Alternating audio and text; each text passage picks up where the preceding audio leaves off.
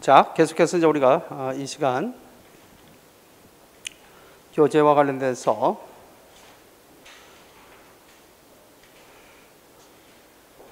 (228페이지)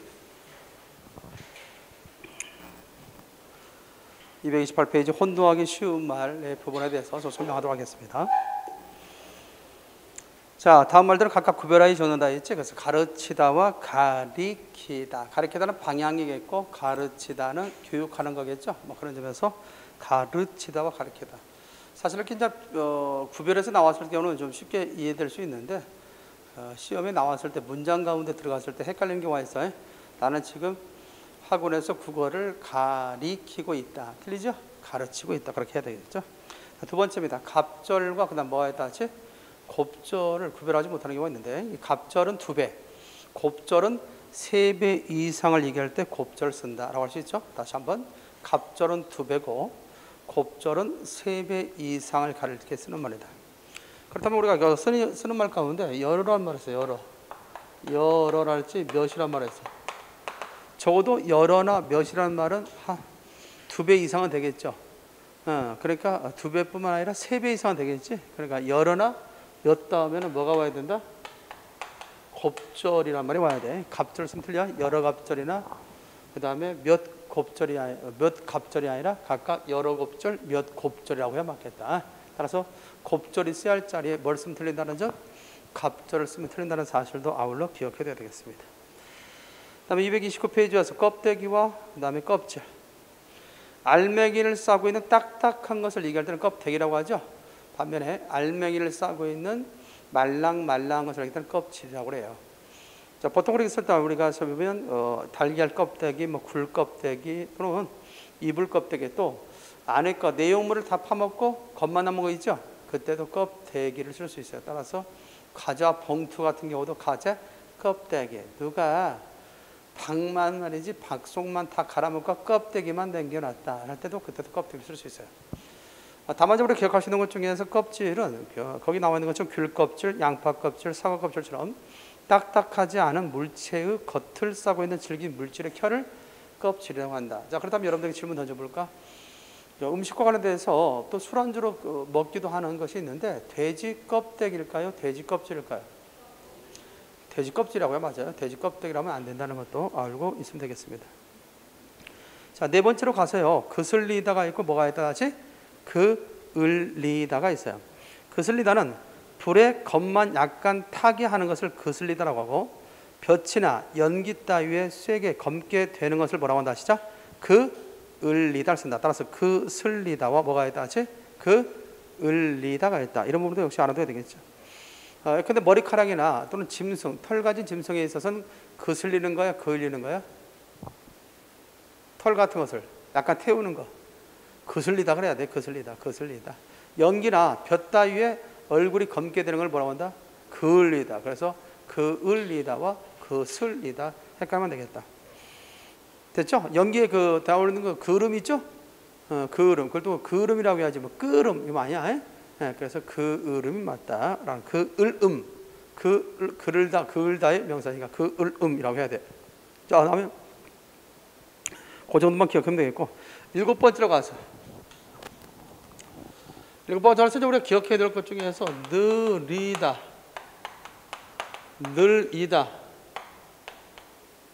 늘리다 이 세 가지를 우리가 구별을 좀 하는 거 아니죠?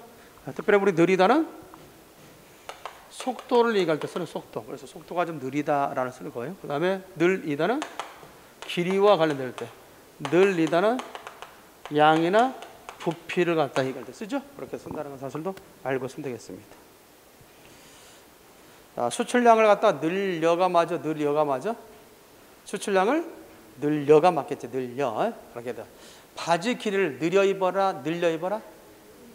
늘려 입어라, 늘려. 그래서 우리가 이때 치마도 마찬가지겠죠. 치마도 이렇게 했으면 길을 갖다가 뭐 하나, 치마가 좀 짧아, 좀 뭐 입어라? 느려 입어라 할 때는 이렇게 되겠죠. 그다음에 치마가 좀 살이 쪘나 봐. 치마를 뭐에다 놨지? 폭을 이렇게 되는 것은 늘려 입는 게 되겠죠. 알지? 늘려 입는 거지, 느려 입는 거지. 구분할 줄 알아야 되겠죠. 자, 계속해서 봅니다. 여러분들 보면 230페이지로 가서 8번입니다. 나에게 딸린 많은 식구들의 생계를 책임지려니 무척 힘이 달린다 할 때, 자, 달리다와 뭐가 있다? 딸리다. 어떤 것에 매이거나 붙어 있을 때 벌써 나왔지? 딸리다. 또는 재물이나 기술, 힘 따위가 모자랄 때 벌써 나왔지? 달리다. 그래서 딸리다와 뭐의 차이점? 달리다의 차이점도 기억을 해둬야 되겠죠. 그렇죠? 따라서 내가 힘이 달려서, 요즘 내가 힘이 달려서 저녁 10시까지 자율학습 하기는 내가 힘들어 할 때는 달려서라고 해야지. 힘이 딸려서 말이야. 힘이 딸려. 안 된다는 거예요. 딸린 식구가 몇 명이냐라고 해야지 달린 식구가 몇 명이냐라는 말은 안 된다는 거예요. 이것도 이제 주의를 좀 해두면 되겠습니다. 자, 이 9번에 대해서는 많이 했던 내용이죠. 9번에 대해서는 우리가 대표적인 의탈락 용언 이야기한 적이 있지. 의탈락 용언 치, 담, 잠에 대해서 얘기한 적이 있죠. 그래서 치르다, 치르다가 있고 뭐가 있다? 담그다가 있고 뭐가 있다? 잠그다 얘기한 적 있지. 그래서 의탈락 용언 치르다야 어간 치르에 모음으로 썼던 말하면 치르어가 되죠. 치러, 의탈락. 그 다음에 담그에 아가 오게 되면 뭐가 된다? 같이 담가가 된다. 잠그에 아가 오면 탈락해서 뭐가 된다? 진짜 잠가가 된다. 뭐 이런 부분에 대한 기본적 이해를 해두면 되지 않겠나 이렇게 생각됩니다. 자, 그다음에 이제 우리가 기억할 수 있는 내용들 뭐 그 정도만 알고 있으면 되겠죠. 자, 10번입니다. 10번도 역시 좀 기억을 해둬요. 자, 10번에 우리가 들이다 있죠. 보통 들이다가 주다의 높임말로 쓰는 것이 일반적이지.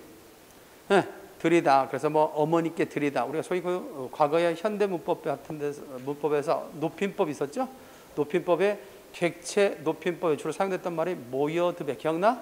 못이다, 들이다, 여쭈다, 뵙다 있죠. 그때 들이다, 주다의 높임말로서 들이다를 갖다 쓰게 되는데 이 들이다가 단순한 주다의 높임말로만 쓰는 게 아니라 그 밑에 밑줄 자 방이나 마루 따위를 만들거나 구조를 바꾸어 꾸미다 있지. 밑줄자 방이나 마루 따위를 만들거나 구조를 바꾸어 꾸미다 있지. 요 경우 밑줄자 해놔.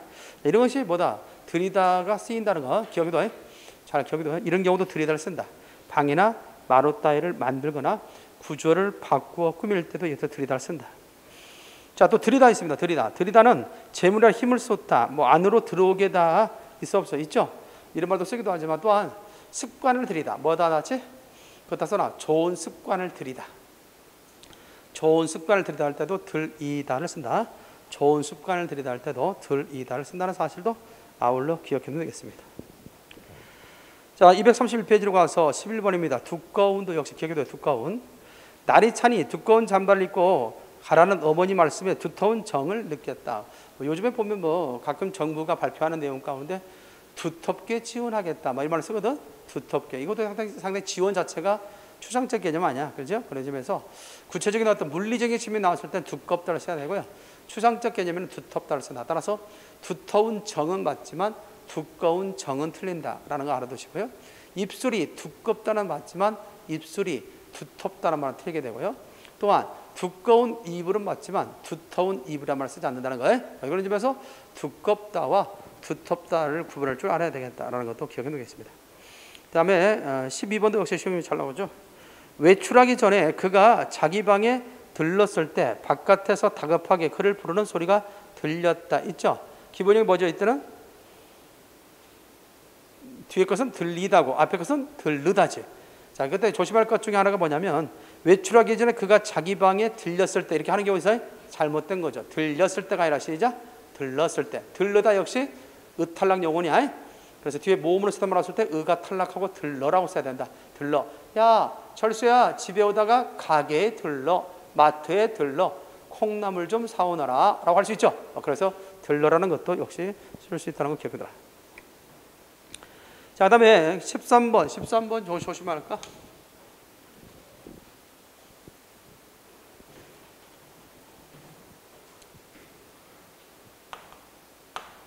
13번에 있어서 이 띠다라고 하는 이 띠다는 두 가지의 그런 뜻을 갖고 있습니다. 띠다는 뜨이다.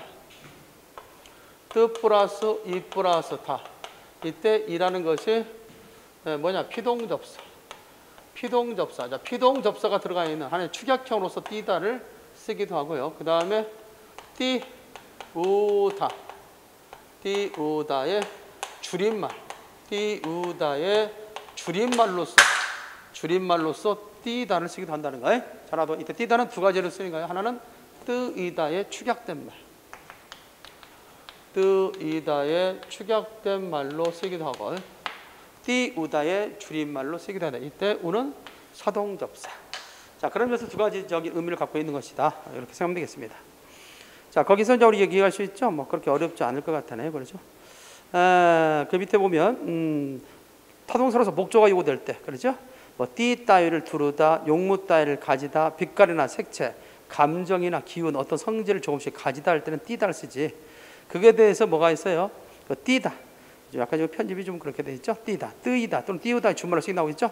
눈에 보이거나 드러나다. 원고에 가끔 오자가 눈에 띈다. 있어 없어? 있죠. 그럴 때 띈다는 뜨이다에 취약된 말이야. 알겠죠? 에? 뜨이다에 취약된 말을 띄다를 쓴 것이고, 두 번째는 뭐냐? 밑에 사이를 멀게 하다 있죠. 맞춤법에 맞게 띄어 쓰시오. 이때는 뭐다? 띄우다의 줄임말로 띄다를 쓴 거다.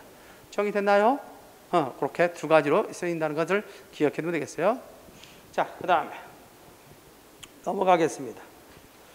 교재 232페이지 16번.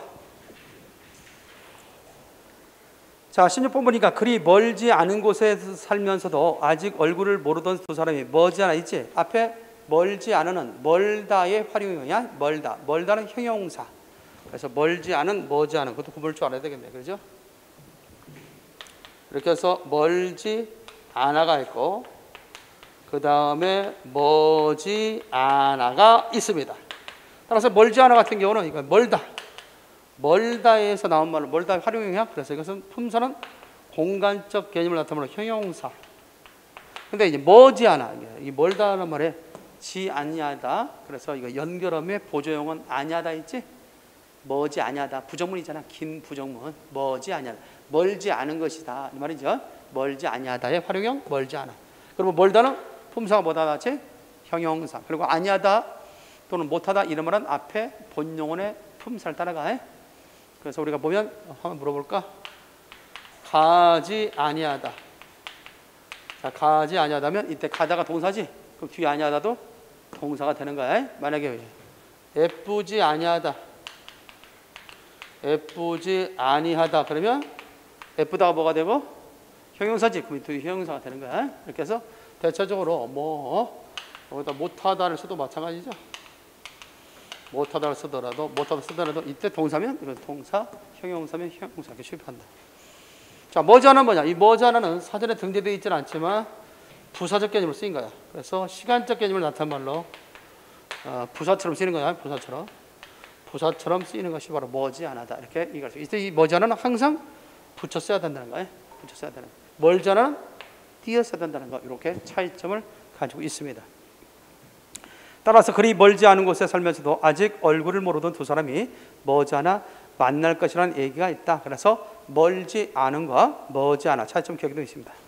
자, 17번입니다. 배낭을 메고 산에 오르면 메고 올 때 어이매자 쓴다는 것과 뭔가를 갖다가 어깨끈을 꽉 조여서 맸다 있지. 어깨에 매다 할 때는 아이매자. 따라서 어이매자와 아이매자 차이도 기억을 해둘 수 있어야 되겠지. 자, 우리가 감정이 북받쳐서 목소리가 잘 나지 않을 때 뭐라고 그래? 목이 메어 쓰죠. 그럴 때 목이 메어할 때 메었다. 어이매자 써야 된다는 사실을 잊지 말아야 되겠지. 자칫 목을 메서는 안 되겠지. 아이매자 쓰면 엄청난 자살 사건이 일어나죠. 자, 18번입니다. 18번도 역시 별 2개. 이 18번이 가장 시험에 잘 나왔던 것 중 하나입니다. 별 2개.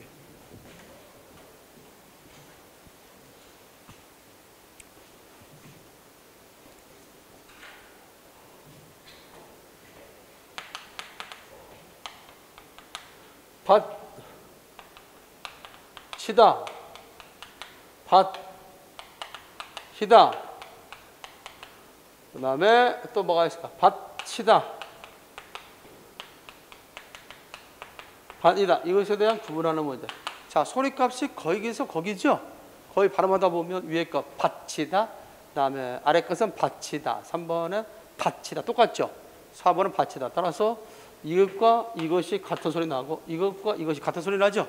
소리는 같은데 뜻이 각각 다르다는 거죠. 따라서 밭치다. 이것은 거의 80%. 우리가 쓰고 있는 80%는 다 밭치다를 씁니다. 그래서 우리가 보면 옷을 받쳐 입다 할 때도 받치다 쓰고, 무언가를 괴다 할 때, 책받침을 받치다 할 때도 저걸 쓰게 되죠. 또는 뭔가 치밀어 오는 감정이 있을 때도, 열받쳐 할 때도 저 위에 거 저를 받치다를 씁니다. 따라서 받치다의 쓰임이 상당히 포괄적이죠. 그런 점에서 꼭 이렇게 한번 정리했을 때 우리 교재를 뭐 다 사전을 다 옮겨놨다 볼 수 없으니까 뭐 사전을 좀 확인해 보고도 낫지 않겠나 생각하고요. 그 다음에 받치다. 이 받치다는 받다란 말에, 받다란 말에 히 있죠. 이 히가 피동접사죠. 히가 무슨 접사? 피동접사. 그 다음에 다가 만났죠. 따라서 받다란 말에 히라는 피동접사 붙었다. 따라서 당하다는 뜻이 아니라 받음을 당할 때 받히다를 쓴다. 따라서 대체로 보게 되면 하나의 예를 들면 소에게 엉덩이를 뭐하다 다 같이 받치다. 소에게 엉덩이를 받치다 할 수 있죠? 소에게 엉덩이를 받치다 할 때 히가 관련돼서 기억이 됩니다. 자, 받치다가 있습니다. 받치다. 받치다와 관련돼서 우리 생각할 수 있는 것이죠. 받치다. 받치다는 받다의 힘준 말입니다. 그래서 치가 강세접사. 이거는 뭐냐면 걸러내다. 걸러내다 할 때 받치다를 쓰고요. 받이다는 걸러치다. 걸러치다 할 때 받치다를 쓴다. 따라서 받치다, 걸러내다. 받이다는 걸러치다. 이런 부분에서 좀 더 나누어서 설명할 수 있어야겠다. 자, 예컨대 보면 찌꺼기를 갖다 체에 뭐하다? 받치다. 찌꺼기를 체에 받치다 할 때 받치다를 쓰는 거죠. 반면에 찌꺼기가 체로 받친다. 체로 받쳐진다. 받치다. 자, 비슷한 것 같지만 틀리죠? 일단은 찌꺼기를 체에 받치다, 걸러내다의 뜻이고, 찌꺼기가 체에 잘 걸러지다의 뜻이죠. 알겠죠? 이걸 피동. 알겠죠? 받치다는 타동사로서 결국 받다의 힘준 말이라는 사실을 기억해둬라. 따라서 목적어가 들어갔을 때 찌꺼기라는 목적어가 들어가 있으면 받치다를 쓴다는 사실이고, 그 다음에 찌꺼기가 주어죠? 목적어 없잖아. 그럴 때는 뭐야? 받쳐진다. 받이다를 써야 된다는 거. 차이점 알아둬야 돼. 이거 헷갈리면 안 돼. 이거 잘 나오는 것 중에 하나죠. 여러분들이 다 알고 있는 것 중에 이거 시험에 나왔던 것인데,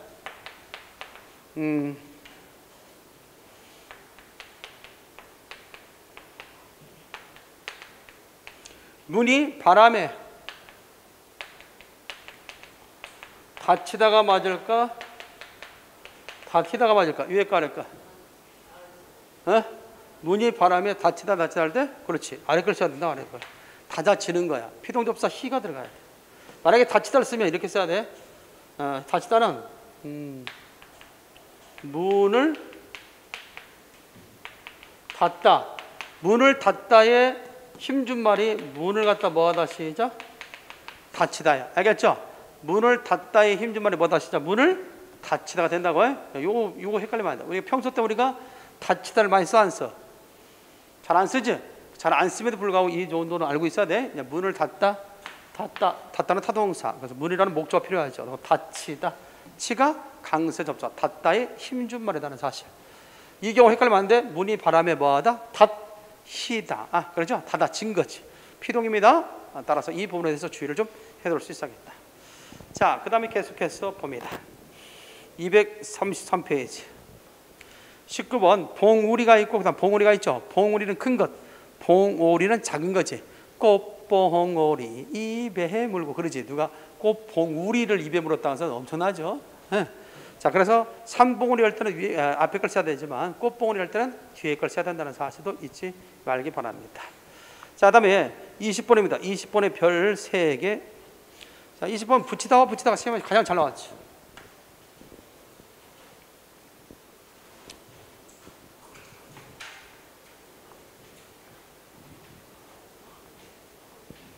그래서 붙이다와 있고 뭐가 있다 같이? 붙이다가 있죠. 그래서 붙이다와 붙이다. 물론 읽을 때는 붙이다로 읽게 됩니다. 그래서 형태를 밝게 적을 때 갖고 형태를 밝게 적을지 않을 때도 있죠. 거기에 대해서 구분하는 문제가 나오게 되겠죠. 자, 그렇다면 보면 다음 같은 내용이 있겠습니다. 봉투에 우표를 갖다 붙이다 있지? 붙다라는 의미가 있어 없어? 있지? 그러니까 결국 붙이다 형태를 밝혀 적었습니다. 연탄에 불을 붙이다, 계약 조건을 붙이다, 따귀를 한 대 붙이다, 흥정을 붙이다, 뭐 싸움을 붙이다, 전부 다 붙다라는 의미가 있기 때문에 붙이다를 써야 된다. 반면에 붙다라는 의미가 없을 경우는 그래도 소리 나는 대로 적어야 되겠죠. 약간 어떤 의미일 때 힘이 모자라다, 힘이 붙이는 일이다, 남을 시켜 물건 따위를 보내다, 편지를 붙이다, 회부하다, 회의에 붙이다, 문제 삼지 않다, 불문에 붙이다, 논밭을 이용하여 농사를 짓다 있죠. 그럴 때 남의 논을 붙이다, 빈대떡을 붙이다, 부채를 붙이다. 이거 외에도 뭐 비밀에 붙이다, 불문에 붙이다 들어본 적 있어요?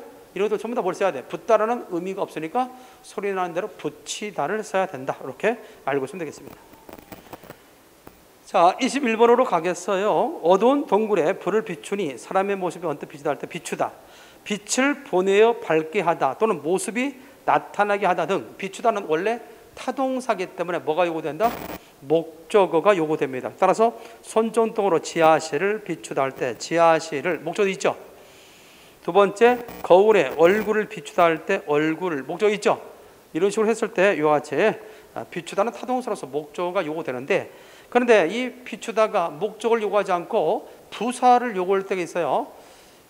밑에 양심에 비추어보다 있어 없어요? 있죠? 이런 식으로 양심에 비추어보다처럼 아예 타동사가 아닌 자동사처럼 쓰는 경우도 있어요. 이 경우는 조심할 필요가 있습니다. 따라서 뭐뭐에 비추어보다, 견주어보다 할 때 비추다를 쓴다는 점. 자, 비치다가 있습니다. 빛이 나서 환하게 되다, 가려진 것을 통해 물체가 드러나다 등. 이런 경우는 전부 다 거의 자동사로 쓰이죠. 그런 거래요. 그렇죠? 주어만 있습니다. 목적어가 요구되지 않았지. 그런데 이 비치다가 목적어를 요구하는 타동사로 쓸 때가 있어요. 요것을 좀 기억해 둬야 돼. 속의 뜻을 드러낼 때, 넌지시 뭔가를 깨우쳐 줄 때, 그럴 때 비치다 쓴다. 심정을 비치다. 됩니까? 그러죠? 이번에는 내가 너에게 선물을 갖다가 주겠다라고 하는 그 뜻을 비쳤다. 할 수 있죠? 어떤 속의 뜻을 드러낼 때 비치다를 쓴다. 근데 출마할 의사를 뭐하다? 비치다. 알겠어요? 비추다가 아니라 같이 비치다. 그래서 비치다와 비추다. 그 부분에도 알아둬요. 비추다는 타동사로서 대체적으로 목적어가 요구되는데 목적어를 요구하지 않고 부사를 갖다 요구하는 게 쓰인다. 그때는 견주어보다는 의미로 쓰일 때. 비치다가 보통 자동사로서 주어만 있으면 되는데 목적, 타동사처럼 쓰여서 목적어를 요구할 때 있다. 언제? 속의 뜻을 드러낼 때. 알겠죠? 넌지시 어떤 사실을 깨닫게 할 때, 이때 목적어가 요구된다는 사실도 알고 있으면 되겠습니다. 자, 22번입니다. 자, 돌로 사기는 사기다와 뭐다이다? 삭히다. 먹을 음식을 소화시키다, 마음을 가라앉히다 할 때 뭘 쓴다 하지? 사기다. 밥을 사기다 또는 감정을 누구트릴 때도 사기다 써야 돼. 울분을 사기다. 반면에 삭히다는 김치나 젓갈대의 운심으로 익어서 맛이 들게 하는 거. 특히 홍어 있어 없어?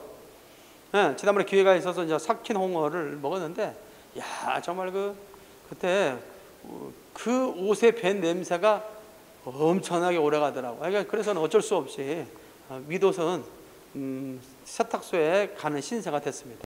야, 그 냄새 좀 잘하네. 그래서 오랜만에 간만에 홍어를 먹어봤는데 삭힌 홍어를 먹어서 막 코가 쎄하니. 혹시 삭힌 홍어 먹은 사람 손도 봐요. 그러죠. 좋아요. 삭힌 홍어. 나는 개인적으로 삭힌 홍어를 좋아해가지고 그거 먹었더니 막 눈물 나올 뻔하 눈물 나와. 근데 그런 워낙 삭혀서 냄새가 너무 진동했던 것 같아. 자, 그 정도만 알고 있으면 되겠습니다. 자, 234초로 가겠습니다. 234쪽 23번도 역시 알라도아에 쌓이다와 쌓이다 있어 없어요? 있죠? 그것도 역시 구분해서 나오는 내용이 하나죠. 자, 특별히 우리가 기억할 수 있는 건 쌓이다. 물건을 보자기나 종이 따위에 안에 넣다는 뜻인 싸다의 피동형으로 쓸 때 쌓이다를 씁니다. 그래서 특별히 이때 조심할 것 중에 하나가 뭐냐면 어떤 분위기나 상황에 뒤덮이다 있죠. 다소 추상적인 어떤 분위기, 그럴 때는 쌓이다를 써야 된다는 점이죠. 반면에 여럿을 포개어 놓는다는 쌓다 있죠. 상당히 물리적이죠. 그러면서 아래에서 위로 차곡차곡 쌓여 나가는 것을 때 쓰는 말입니다. 쌓이다. 따라서 눈이 쌓이다, 빚이 쌓이다, 울분이 쌓이다 할 때 요거 잘 기억을 해둬야 되겠습니다. 자, 그다음에 거기 24번입니다. 24번 있어서도 우리가 주의해야 될 것인데 살지다와 살찌다. 살찌다는 몸에 살이 필요 이상으로 많아지는 것을 뭐라고 한다지? 살찌다를 쓰고, 살이 많고 튼실하다, 땅이 기름지다, 과실이나 식물의 뿌리 따위에 살이 많다 할 때는 살지다. 그러므로 살진 과일이라고 해야 돼? 살찐 과일이라고 해야 돼? 살진 과일을 그래야 돼. 이때 살지다는 형용사고 살찌다는 동사로서 주로 동물에게 쓰는 말이야. 살찌다. 말이 살찌다. 됐나요? 그렇죠. 사람이 살찌다. 그렇게 얘기할 수 있죠. 가을은 자칫 잘못하면 살찌기 좋은 계절이지. 그래 안 그래? 모든 것들 그래요. 겨울을 낳기 위해서 이 가을에 상당히 많은 영양을 보충하게 되죠. 그렇죠? 그래서 오히려 가을에 더 식욕이 더 나는 경우도 많습니다. 자, 밑에 갑니다. 25번입니다. 여이다와 뭐의 차이점 나왔지? 여이다. 죽어서 이별하다, 시집을 보내다, 멀리 떠나보다 할 때 여이다를 쓰죠. 반면에 몸이 살이 빠지고 수초가 될 때 여위다. 따라서 여위다와 여이다의 차이점. 자, 밑에 26번입니다. 잊어버리다와 잃어버리다도 가끔 혼동해서 많이 쓰죠. 아침에 비가 왔어. 그래서 우산을 가져왔어. 근데 비가 그쳤어. 그래서 점심 이후에 비가 그쳐서 깜빡 우산을 가지고 왔다는 사실 뭐해서 잊어버려서 놓고 갔다가 우산을 잃어버리는 경우가 많죠. 따라서 잊어버리다와 잃어버리다. 잃어버리다는 상당히 물리적인 측면을 따라 잃어버리다고요. 그렇죠? 기억 같은 경우는 잊어버리다를 쓴다는 것 기억해 두면 되겠습니다. 다음 27번.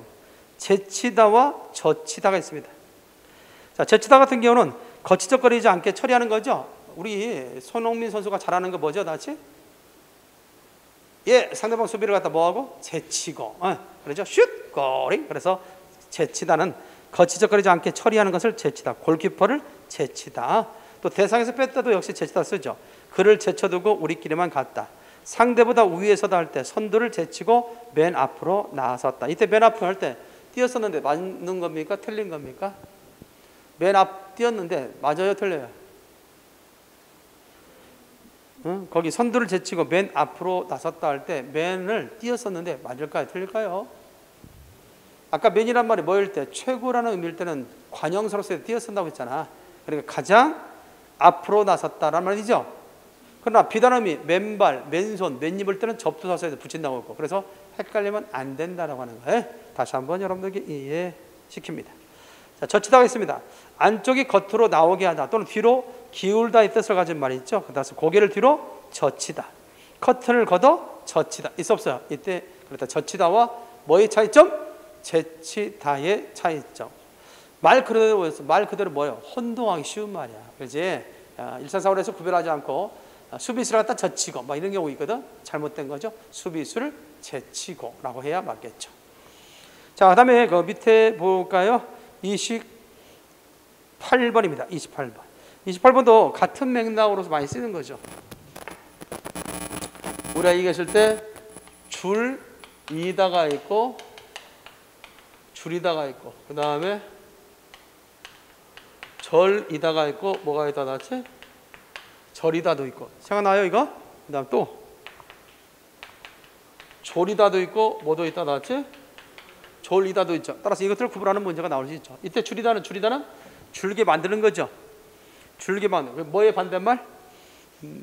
늘리다. 우리가 느리다 있지. 느리다의 반대말이 줄이다가 되겠죠. 늘리다 반대말은 줄이다. 줄이다는 뭐예요? 굶다는 뜻이죠. 줄인 배를 갖다가 그렇죠? 이렇게 말하는 뜻이죠. 뭐 과거에 뭐 노래 가운데 하나 보니까 그런 노래를 들어본 적이 있어. 있죠? 누구의 노래인지 잘 생각이 안 나네. 아기야 우지 마라 배 꺼질라 뭐 그런 노래 들어본 적 있어요? 혹시? 보릿고개라는 노래 들어본 적 있어요? 네, 보릿고개. 진상인가? 자, 그렇다면 어쨌든 뜨거나 뭐 그 사람도 공부할 일은 아니지만 줄임배 뭐다 자체? 줄임배. 생각해봐요. 나도 어렸을 때 들었던 얘기거든. 애야 뛰지 마라. 왜 뛰지 마라? 밥도 안 먹었는데 배 꺼진다고. 또 밥을 먹었어도 쉽게 뛰면 어떻게 돼? 배가 꺼지면 배고플 거 아니야. 근데 먹을 것이 없는 시절에 계속 밥도 줄 수 없는 거고. 그러니까 애야 뛰지 마라. 배 꺼질라. 그 말이 좀 이해가 됩니다. 근데 요즘에는 뭐 오히려 막 더 뛰죠?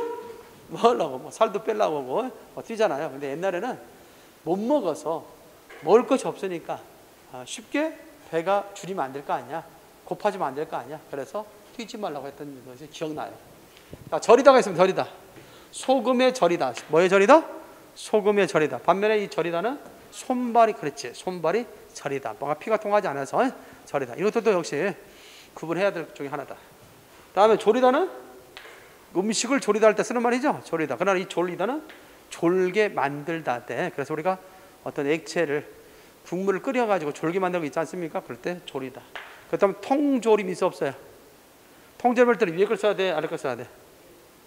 그렇죠. 위에 걸 써야 되겠죠. 조리다. 조리다. 음식을 갖다가 할 때는 조리다. 마음을 조리다 할 때, 뭔가를 초조하게 만들다 할 때도 이 조리다를 쓰고, 그럴 때 쓴다는 것도 알고 있으면 될 것 같습니다.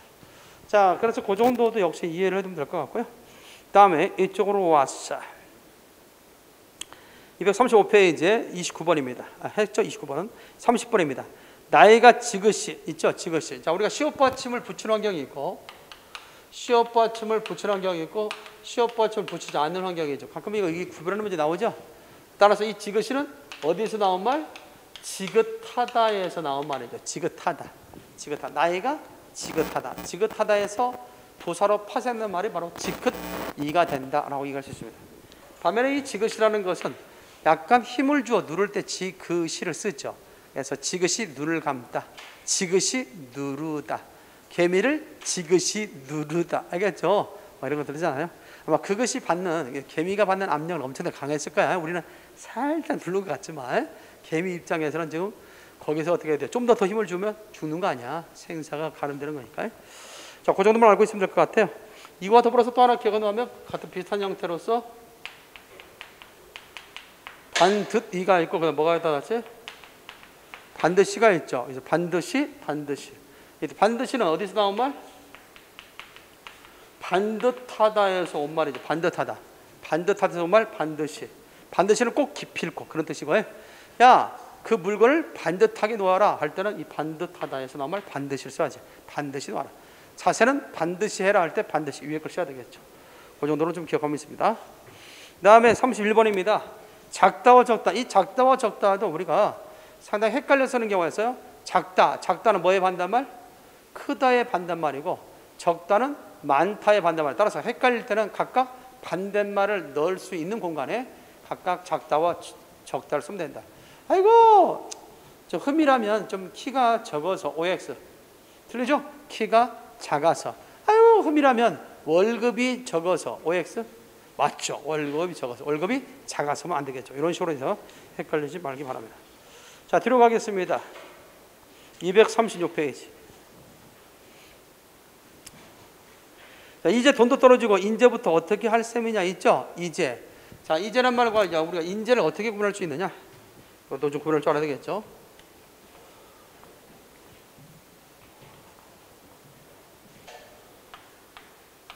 이제라도, 인제라도 이렇게죠? 이제와 인제를 어떻게 구분할까? 자, 우리가 말하는 시점을 뭐라고 했지? 말하는 시점을 뭐라고 했죠, 우리가? 바라시. 좋아요. 바라시. 뭐라고 얘기했다? 말하는 시점을 바라시. 혹시 내친 김에 시간표 관련돼서 암기법 시작. 절선발, 상관사, 상보완진. 생각나? 상보완진. 완지미, 현불, 의가추. 기억납니까? 그런 거 배운 적 있잖아. 절대지체는 발화시를 기점으로 한다. 상대시체는 사건시를 기점으로 한다. 동작 상태를 나타내는 상은 보조 용을 통해 실현되며 완료상과 뭐가 있다? 진행상이 있다. 과거 시점의 실현 인식 관련돼서 완지미, 완료와 영향 지속과 미래에 일어날 일이라는 확신. 그렇죠? 현재 시제 같은 경우는 불변의 진리를 나타낼 때 쓰기도 하고, 미래 시제 같은 경우는 의지나 가능, 추측을 나타낼 때 쓴다. 이런 것들에 대해서 설명한 적이 있는데, 자, 이때 발화시는 말하는 시점이죠. 그래서 이제는 뭐냐? 과거 어느 시점부터 지금 말하는 시점까지. 이제 끝났다. 그렇죠? 우리가 이제 끝났다 그러잖아. 과거 어느 시점부터 시작해서 지금 말하는 순간까지를 이제라고 그래. 반면에 인제는 말하는 순간부터 이후 시간을 얘기할 때 쓰는 거죠. 인제해야죠. 너 언제 공부할래? 인제해야죠. 알겠습니까? 국어 공부 너 언제부터 했니? 언제부터 했길래 지금 끝난 거야? 내가 지금 한 이틀 됐어요. 이틀 했는데, 이틀 전부터 했는데 이제 끝났습니다. 무슨 말 알겠죠? 그렇게 할 때 쓰는 말. 그래서 이제와 인제에 대한 차이점. 알겠죠? 뭘 기점으로 해서? 발화시를 기점으로 해서 그 이전은 이제야, 이후가 인제가 된다. 이것도 헷갈리지 않길 바랍니다. 자, 그 다음에 이제 우리 기억할 수 있는 가운데 뭐가 있냐면, 한참이라는 말이 있고, 한창이 있죠. 한참은 시간적 개념이야, 시간적 개념. 한참은 시간적 개념. 그는 밖에 나간 지 한참 만에 왔다. 알겠지? 그러면 한참 있다가 왔다는 거야, 시간적 개념. 반면에 그는 지금 한창 먹을 때다, 한창 좋을 때다. 이때죠? 그때는 뭔가가 왕성할 때를 쓸 때 한창을 쓰죠. 따라서 한창과 뭐의 차이점? 한참의 차이점도 알고 있으면 되겠다. 다음 마지막 하나 더 온다면 홀몸과 혼몸이 있어 없어요? 있죠. 이 부분도 알아둬요. 혼몸은 저기 나와 있는 것처럼 단신, 곧 딸린 사람이 없는 몸을 뭐라고 한다 하지? 혼몸이다. 형제나 배우자가 없는 사람을 뭐라고 한다 하지? 홀몸이다. 그래서 혼몸과 뭐의 차이죠? 홀몸. 자, 근데 홀몸으로 육남매를 키우셨다. OX. 홀몸으로 육남매를 키우셨다. 그렇죠? 배우자도 없는, 형제도 없는 홀몸으로, 혼자의 몸으로 육남매를 키운 거야. 근데 저기 오는 아줌마는 배를 봐서 혼몸이 아니다. 그러니까 어떻게 돼? 임신한 몸이다. 됐나요? 그럴 때는 혼몸이 아니다. 임신했을 때는 혼몸이 아니다. 아이고, 혼몸도 아닌데 어찌 이렇게 무거운 걸 듣습니까? 네? 그럴 때는 혼몸을 써야 된다. 그래서 혼몸과 홀몸에 대한 기본적 이해도 갖고 있어야 되겠다. 자, 아무튼 여러분들 시간 날 때마다 거기 밑에 보면 좀 더 알아두는 모양이 같거나 소리가 비슷한 것들에 대한 의미를 구별해서 쓴 것들이 있죠. 그런 것들이 이제 문장 속에 들어가서 가끔 그런 걸 바꿔놓고 맞냐 안 맞냐를 물어볼 수 있으니까 참고할 수 있도록 하고요. 특히 최근에 와서는 한자도 잘 나오는데 교재 238페이지 238페이지 보면 의미를 구별해서 할 한자가 있어 없어요? 요거는 여기다 써놔. 뭐까지 나오냐면 한자 표기 문제와 관련해서 나오기도 합니다. 자, 소리는 똑같은데 동음 이어죠. 동음 이어. 이걸 동음 이어라고 그래. 소리는 같은데 그 뜻이 다르지. 그러다 보니까 이와 같은 한자 표기 문제에 관련해서 시험 문제 출제되기도 한다. 따라서 밑줄 친 단어를 한자로 옮겨 쓸 때 맞는 것은 뭐냐, 맞지 않는 것은 뭐냐 이렇게 나올 때 있습니다. 자, 중요한 것들을 체크하고 갈 테니까 책에다 잘 체크하기 바랍니다. 첫 번째, 개정.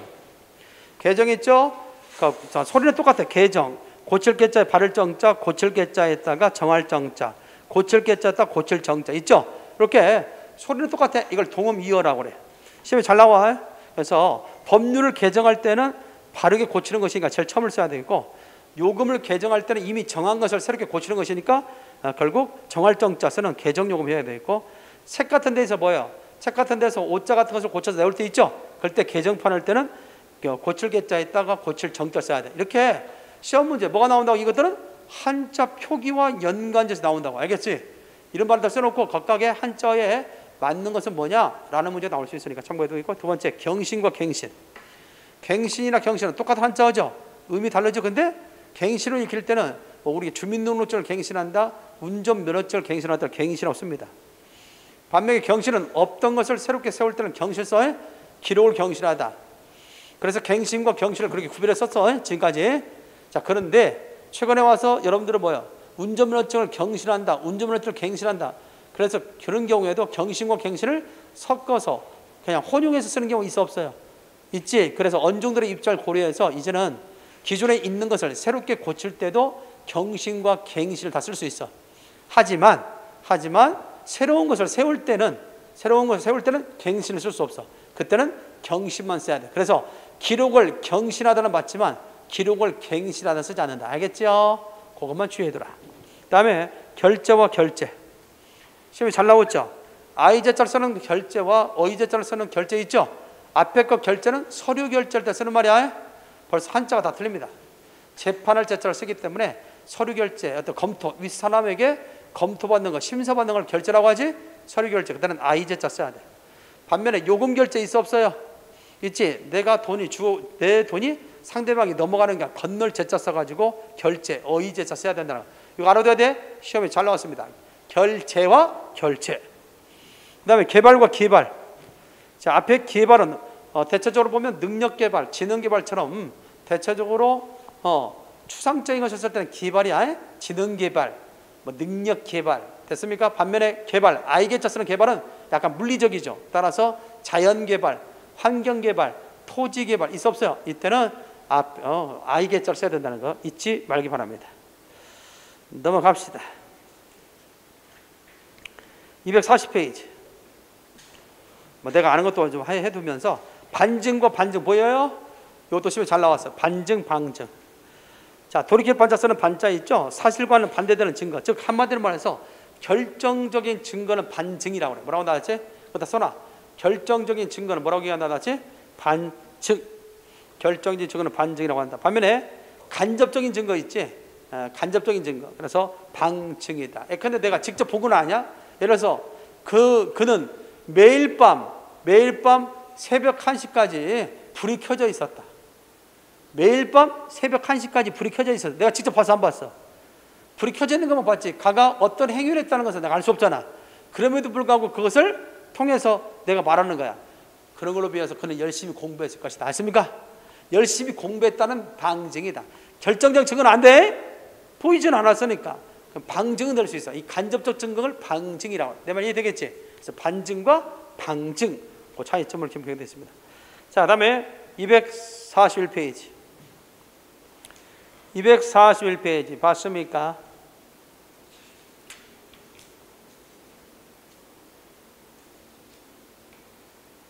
자, 241페이지 봤어요? 그것도 좀 생각을 해두면 좀 더 쉽겠습니다. 241 시각과 시간. 시작. 시각과 시간의 의미. 시각은 정해진 시점을 얘기할 때 시각이라고 그래. 근데 어떤 시각부터 어떤 시각의 차이를 얘기할 때 뭐라고 한다? 시간이라고 그래. 이거 좀 조심해야 돼. 시각과 뭐가 있다? 시간이 있다. 자, 여러분들 물어볼까? 야, 곧 기차가 곧 출발할 시간이다. 시각이다. 뭘 써야 돼요? 정해진 시간을 얘기할 때는 시각을 써야 돼 원래. 그런데 요즘도 보면 평소 때 시각이라는 말을 잘 써. 시간이라 써. 야, 우리 출발할 시간이야. 출발할 시각이야. 뭘로 써? 위에 걸 써, 아래 걸 써? 위에 걸 쓰지. 그래서 언중들의 입장을 고려해서 원래는 시각이 맞는데 자꾸 시각이라는 쓸 자리에 시간을 쓰기도 한다는 얘기야. 그래서 둘 다 맞다고 처리했어. 알겠어요? 정해진 시간을 얘기할 때는 출발할 시간이다, 출발할 시각이다 쓸 수 있어요? 그러나 다음 같은 경우는 반드시 시간을 써야 돼. 근데 서울에서 인천까지는 몇 시간 걸립니까? 아십니까? 시각의 거리를 얘기할 때는 시간을 써야 돼. 몇 시각 걸립니까? 아니다. 시작. 몇 시간 걸린다. 그때는 시간을 써야 돼. 내 말 좀 이해되죠? 그저 하면 되겠습니다. 다음 넘어가겠습니다. 242페이지. 자, 이거는 다 한자 표로 지금 나왔습니다. 이동 있죠? 자, 이동이라는 단어 밑줄자 이동. 거기 보면 옮길 리자, 제일 앞에 쓴 게 옮길 리자예요. 이동할 때는 이동이 있고 다른 리자 쓰는 이동이 있어. 두 번째 거는 다른 리자야. 그럴 때 옮길 리자 쓰는 이동은 옮겨 움직인다고 완전히 자리를 옮기는 거야. 따라서 군대 이동 있지. 주둔지를 이동할 때는 이 이동을 써야 돼. 한자. 그래서 한자 표기문제 나왔다고. 반면에 그 밑에 이동은 다른 리자지. 따라서 A 곳에서 근무하다가 B 곳으로 옮겼다 할 때는 일의 업무를 달리하는 거지. 그럴 때는 다른 리자 이동을 써. 그래서 인사 이동할 때는 밑에 걸 써야 돼. 됐나요? 군대 이동할 때는 위에 걸 써야 되고 인사 이동할 때는 밑에 걸 써야 돼. 그래서 각각 그렇게 써놓고 이 이동에 맞는 한자로서 알맞게 짝짝 이렇게 나온 적이 있어. 다음 밑에 이상. 자, 다른 일자에서도 이상이 있고요. 그 상자가 이제 상황상자야. 앞에 단어의 상자는 상황상자, 두 번째 상자는 항상상자야. 항상상자. 그래서 이상할 때는 뭐냐? 보통과는 다른 상태. 그래서 우리 군대에서 이런 말 쓰는 데 있죠. 군대에서 쓰는 말 가운데 어떤 색다른 상황이 발생했느냐, 색다른 상황이 있었느냐라는 말에 근무 중 이상무 할 때 있어 없어요? 근무 중 이상무, 근무 중 이상무 뭐 상관이 왔을 때 뭐 그런단 말이야. 그때의 이상은 위에 걸 써야 돼. 반면에 밑에 이상은 뭐냐? 이상은 평상시 보통의 모습이 아니다는 뜻 아니겠어요? 그래서 어떤 이상 상태, 그 옆에 보면 정신 이상이 있어 없어요? 있죠? 정신 이상이랄지 어떤 이상 기후 있어 없어? 그때 이상은 밑에 걸 써야 돼. 내가 알겠죠? 그래서 위에 이상과 밑에 이상, 소리는 같지만 뜻이 다르다는 사실 알아둬. 그러므로 한자어도 달리 쓰고 있다는 점. 자, 일체와 일절. 온갖 사물, 모든 것의 의미일 때는 일체. 그 다음에 아주, 도무지라는 부정과 호응할 때는 일절. 그래서 한자는 똑같지? 한자 똑같지? 이때 보면 우리 한자가 이것입니다. 열십자. 열십자에다가 칼도자가 들어가요. 이것을 모양을 내기 위해서 살짝 이렇게 숙인 거야. 그리고 칼도자 썼어. 이때 열십자는 어떤 의미를 갖느냐? 많다라는 뜻을 갖고 있어. 그래서 칼로 많이 자르면 모든 것이 그래서 모두체 모든 것이 끊어진다. 끊을 절 됐나요? 칼로 많이 자르면 모든 것이 그래서 모두체 끊어진다. 끊을 절 됐지? 그래서 체로도 익히고 절로도 익혀 똑같은 한자가. 그다음에 일체로 익힐 때는 뭐냐? 일체로 익힐 때는 뒤가 긍정적인 것이 나옵니다. 자, 일체로 읽을 때는 긍정적이고 일체로 읽을 때는 일절로 읽을 때는 뒤가 부정적 표현이 나와야 돼. 자, 일체로 읽을 때는 긍정적 표현이 나오고 일절로 읽을 때는 부정적 표현이 나와야 된다. 자, 예를 들어서 우리가 생각해 보면 뭐냐? 학용품 일체를 준비했다. OX. 학용품 일체를 준비했다. OX. O. 그러나 면회 1절 4절 OX.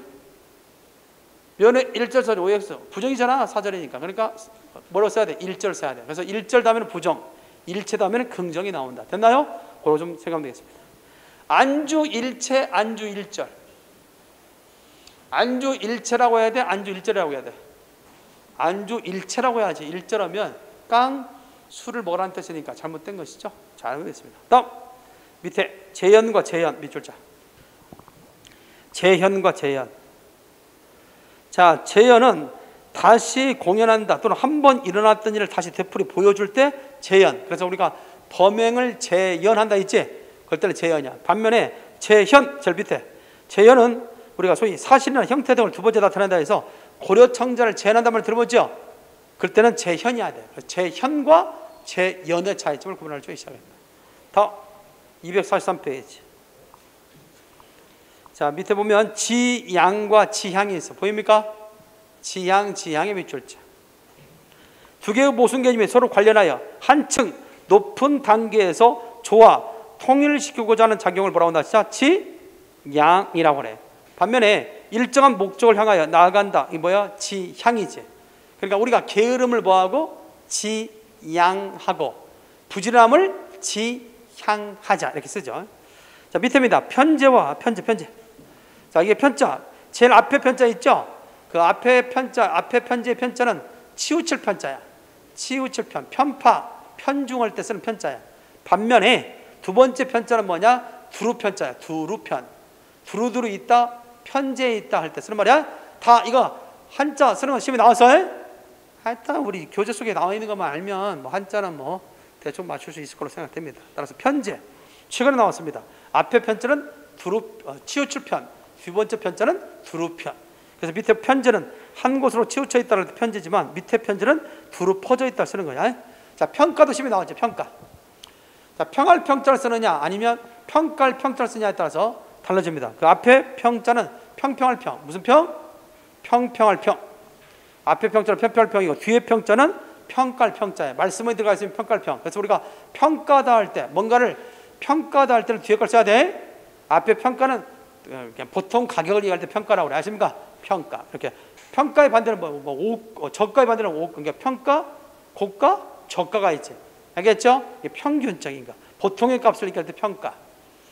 높은 가격은 고가, 낮은 가격은 저가. 이렇게 구분할 수 있다는 것도 알고 있으면 되겠습니다. 자, 뒤로 마지막 하나만 더. 244페이지. 244페이지에 학력이란 게 있었어요. 요걸 시험에 출제됐죠. 학력. 그럴 때 첫 번째 학자는 배울 학자. 무슨 학자? 배울 학자. 두 번째 배울 학자의 힘력자를 썼지만 두 번째는 학력은 배울 학자의 지낼 역자야. 그래서 여러분들이 보면 가끔 이력서 쓸 때 학력상을 적으시고 나오죠. 그때 학력상은 여러분들이 지금까지 어떤 배움의 과정을 겪었는가 쓰는 문제지. 두 번째 학력을 써야 돼. 두 번째 있죠. 그리고 여러분들 가끔 보면 뭐 학력고사 있어 없어? 이거는 배움의 어떤 정도, 배움의 능력을 테스트하는 거죠. 그럴 때는 앞에 걸 써야 돼. 따라서 학력고사 할 때는 앞에 걸 써야 되고 이력서 같은 데에서 학력상을 적어줄 때 학력은 뒤에 걸 써야 된다. 이런 것들도 구분하는 문제가 나올 수 있다는 것. 이해됐죠? 참고할 수 있도록 하기 바랍니다. 자, 그러면서 이거는 여러분들이 이제 실을 때마다 풀어가는 문제가 뭐냐? 245페이지부터 시작해서 몇 페이지까지? 이건 여러분들 시간 날 때마다 풀어. 200 몇 페이지까지 있어, 나왔지?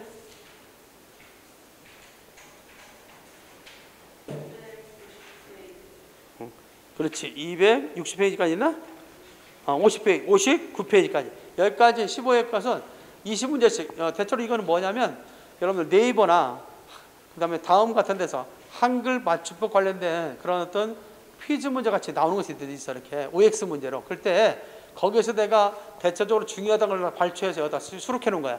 알겠죠? 총 600문제입니다. 몇 문제? 600문제. 그래서 시간 날 때마다 맞냐 그걸 가르는 문제. 알겠죠? 물론 맞는 것은 앞에 거고 뒤에 거 틀린 거라고 했으니까 여러분들 뭐 혼동하기 쉽지는 않겠지만 시간 날 때마다 이 내용을 좀 숙지할 수 있도록 하기 바랍니다. 알겠죠? 여기까지 해서 혼동하기 쉬운 말에 대한 마무리를 좀 하도록 하고요. 잠깐 쉬었다가 여러분들 교재 보면 몇 페이지? 260페이지 보면 문장 부호 있어 없어요? 있지. 문장 부호에 대해서 설명하도록 하겠습니다. 쉬었다 합시다.